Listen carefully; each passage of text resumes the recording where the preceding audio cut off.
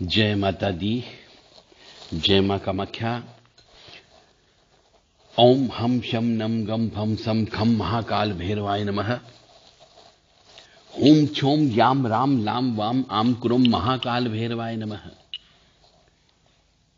ओम ह्रीम बटुकाय आपदु द्वारणा कुरु कुरु बटुकाय ह्रीम। ओम ऐं क्लीं क्लीं क्लूं ह्रां ह्रीं ह्रूं सं वम आपदु द्वारणाय अजामलबधाय लोकेश्वरणाय स्वर्णाकर्षण भैरवाय मम दरिद्र विद्वेषणाय ओम ह्रीं महाभैरवाय नमः।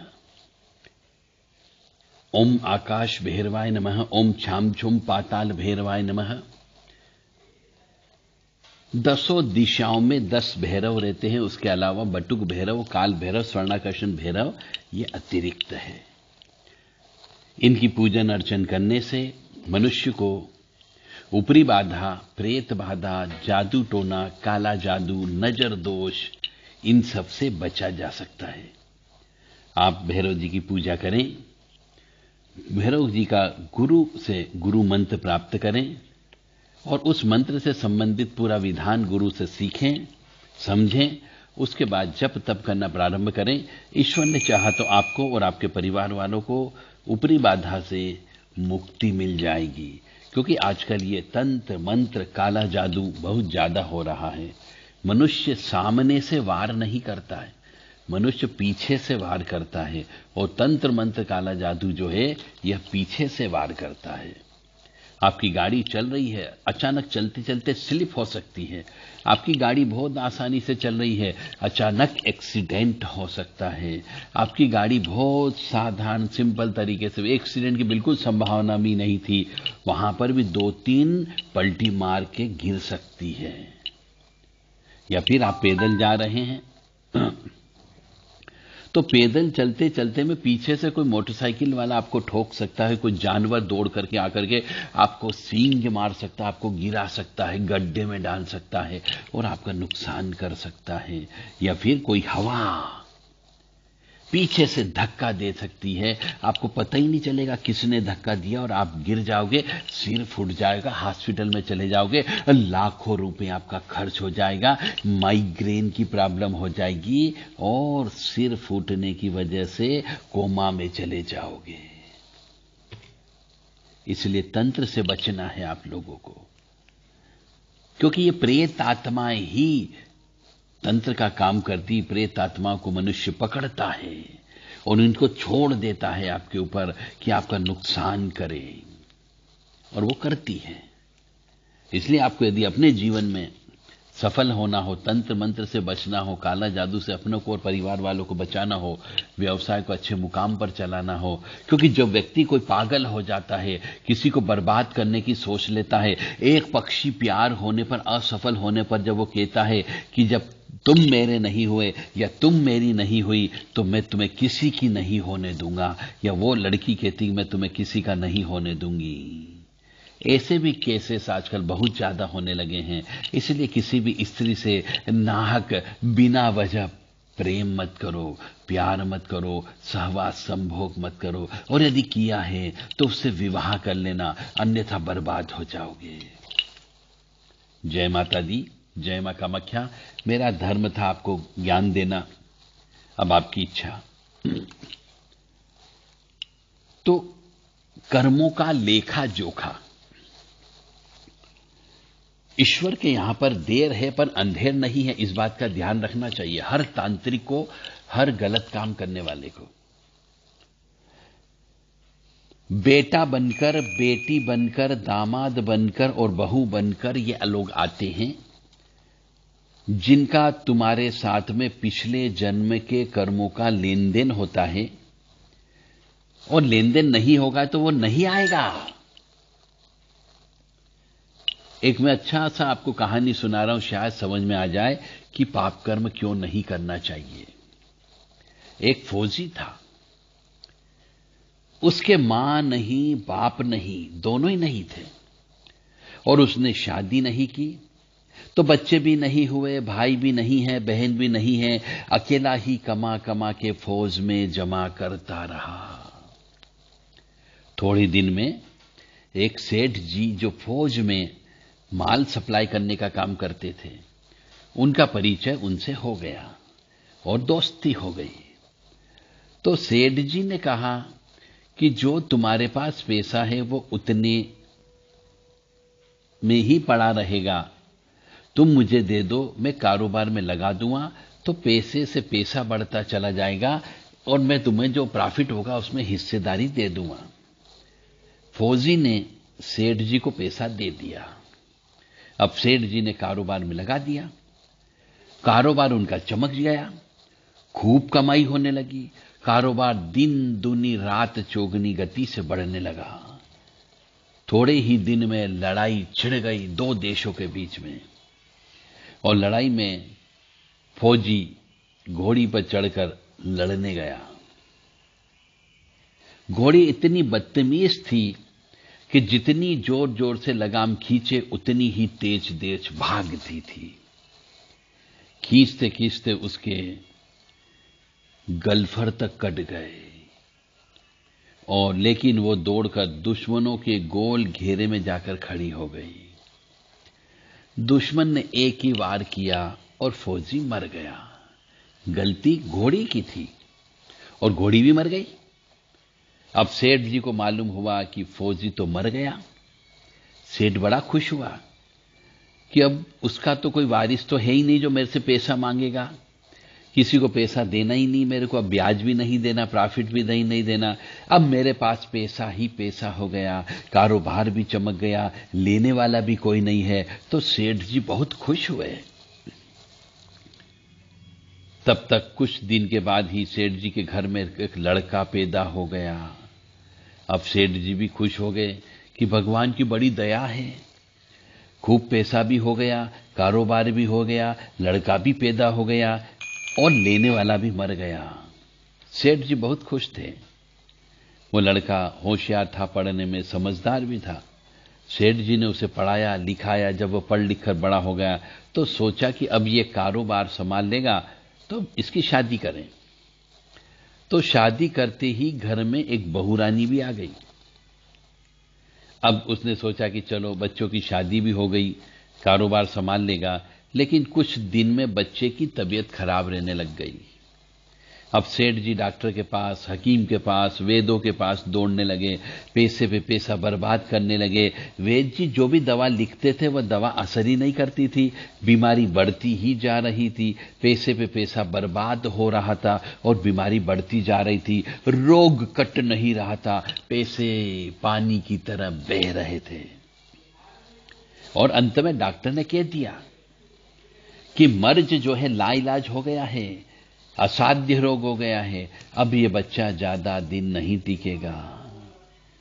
डॉक्टरों के जवाब देने पर सेठ निराश हो गया। बच्चे को लेकर के वो रोते हुए आ रहे थे तो रास्ते में एक आदमी मिला। कहा, अरे सेठ जी क्या हुआ, बहुत दुखी हो? तो सेठ जी ने कहा, बच्चा जवान था, हमने सोचा बुढ़ापे में हमारी मदद करेगा, अब ये बीमार हो गया है, लाइलाज हो गई है, कोई ठीक ही नहीं कर पा रहा है। खूब पैसा खर्च किया, जितना मांगा उतना दिया, लेकिन आज डॉक्टर ने जवाब दे दिया कि अब ये बचेगा नहीं, इसे असाध्य रोग हो गया है, घर ले जाओ, जितने दिन जी जाए उतने दिन सेवा कर लो। आदमी ने कहा, अरे सेठ जी तुम क्यों दिल छोटा कर रहे हो? मेरे पड़ोस के वेद जी हैं, वो अच्छी दवा देते हैं, एक बार आकर के देख लो, जल्दी ही तुम्हारा लड़का ठीक हो जाएगा। सेठ जी दौड़ कर गए और वहां से दवाई ले ली। दवाई की पुड़िया बच्चे को खिलाई और बच्चा पुड़िया खाते ही मर गया। अब सेठ जी रो रहे हैं, सेठानी भी फूट फूट के रो रही, घर में बहुरानी विधवा हो गई और पूरा गांव भी रो रहा है। गांव में शोर मच गया, बहुरानी की कमर जवानी में टूट गई, सब रो रहे थे। तब तक एक महात्मा जी आ गए। उन्होंने कहा, भाई ये गांव में कैसा रोना धोना चल रहा है?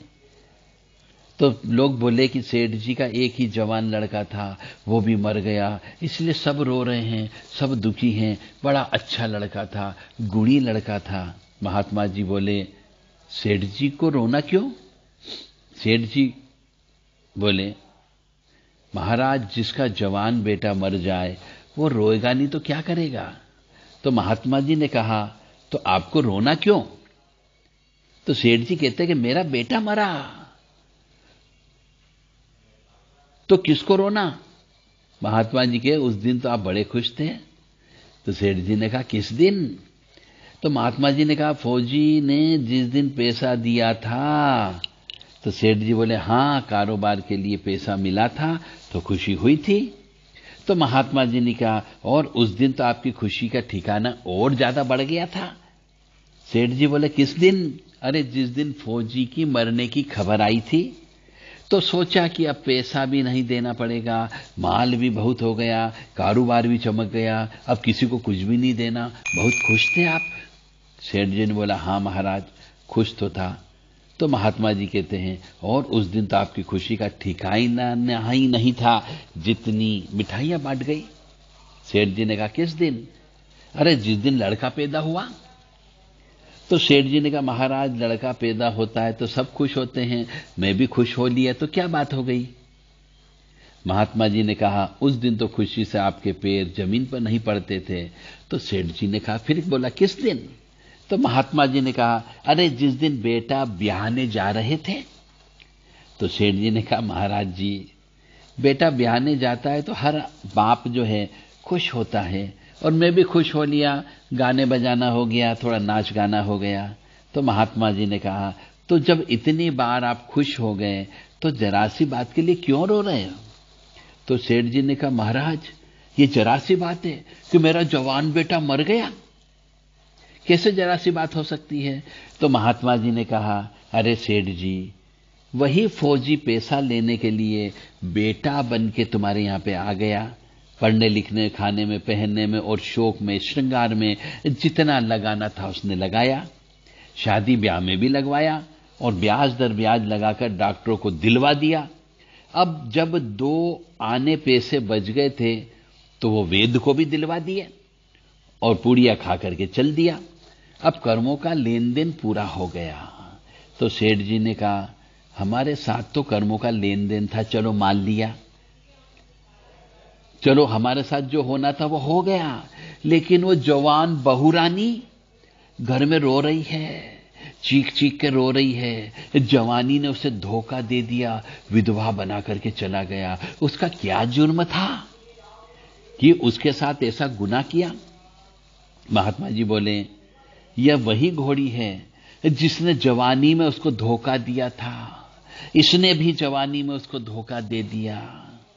यही कहानी हम सबकी है, जो हमने बोया था वही हमें मिलता है। हम जैसा खेत बो करके आते हैं वैसे ही फल की प्राप्ति होती है। इसलिए किसी को दोष मत दो, दोषी मत देखना, हमारा ही स्वयं का दोष होता है। इंद्रियों की हर क्रिया में और मन के विकल्पों के बहते प्रवाह के काल में उसे मात्र ज्ञाता, दृष्टा रखकर अपने स्वभाव में रहने का पुरुषार्थ करना ही हमारा कर्तव्य है। आगम, वेद, शास्त्र, पुराण के साथ साथ सभी साधु संतों का यही कहना है कि यह संसार कर्मों का लेखा जोखा है। इसमें जो जीव, जो चैतन्य आत्मा स्वयं के स्वरूप स्वभाव को जान लेगा, वह समझदारी से भव सागर को पार हो जाएगा। यानी कहने का अर्थ यह है, हम जैसा बोते हैं वैसा ही हमें खेत में फल प्राप्त होता है, जैसा पेड़ बोते हैं वैसे ही समय आने पर फल की प्राप्ति होती है। तो हमारे जीवन में जो कुछ भी अच्छा या बुरा घट रहा है, सब हमारे पिछले जन्म के कर्मों का फल है। इसलिए इस जन्म में अच्छे कर्म करो, पुण्य कर्म करो, पाप कर्म मत करना, नहीं तो उसका फल इस जन्म में नहीं तो अगले जन्म में भोगना ही पड़ेगा। यदि पाप कर्म मालूम है, पत्रिका दिखवा लो, पत्रिका चेक करवा लो, पिछले जन्म में क्या पाप कर्म करके आए, किसकी हाय बद्दू वाली है, किसका पैसा खाया है, किसकी तड़पा करके आए हो, किसकी संपत्ति को हड़पा है, क्या बहनों को तड़पाया है, क्या माता पिता को तड़पाया है, क्या नौकर चाकर का पैसा खा गए हो, क्या गुरु का अपमान कर दिया है। ये सब चीज इतनी जन्म पत्रिका में देखने को मिलती है। यदि आप ये सब चीज दिखवाना चाहते हो तो देव राधा ट्रस्ट सत्यवाणी चैनल से संपर्क करें। 9893128047, 7649862712 ये 2 नंबर व्हाट्सएप नंबर है। आप सभी से विनम्र अनुरोधन है कि यदि आप अपने कष्ट नहीं भुगतना चाहते हो, प्रायश्चित कर्म करके कष्ट को सहन करने की शक्ति प्राप्त करना चाहते हो, तो हम आपको बता सकते हैं कि आपके जीवन में कौन कौन से कष्ट आएंगे। जय माता दी, जय मां कामाख्या। मां भगवती जगत जननी आद्य शक्ति भवानी आपको साहस प्रदान करें कि आप पत्रिका चेक करवा सकें और यह ज्ञान प्राप्त कर सकें कि आपके जीवन में कष्ट, कौन सा कष्ट आएगा, किस प्रकार का कष्ट आएगा और उसको कष्ट को सहन करने की शक्ति हम कैसे प्राप्त करें, क्या प्रायश्चित कर्म करें, ये भी हम आपको अवश्य बताएंगे। जय माता दी, जय मां कामाख्या।